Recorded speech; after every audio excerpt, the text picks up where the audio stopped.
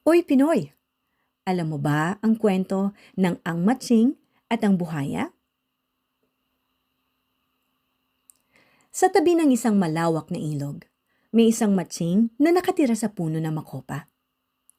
Araw-araw, masaya siyang kumakain ng matatamis na bunga.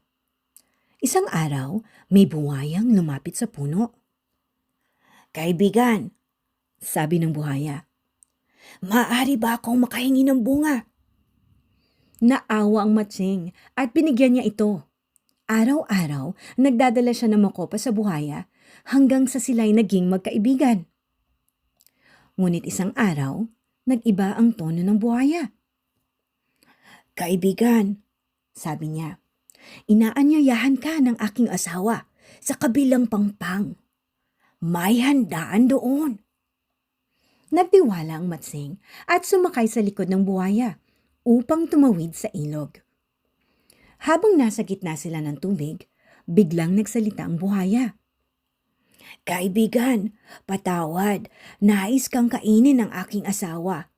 Ang sabi niya ay, tiyak na masarap ang iyong puso dahil sa matatamis mong kinakain.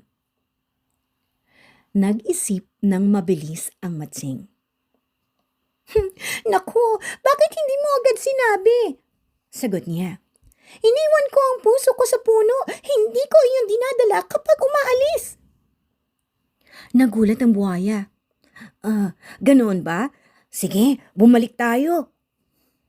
Pagbalik nila sa pangpang, mabilis na umakyat ang matsing sa puno. Kaibigan! Sigaw niya mula sa itaas.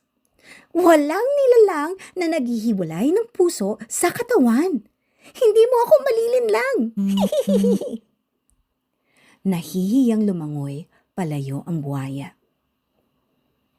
Alam mo ba ang aral ng kwento? Ang talino at mabilis na pag-iisip ay sandata laban sa panganib. Huwag basta magtiwala, lalo na kung may masamang balak ang kausap.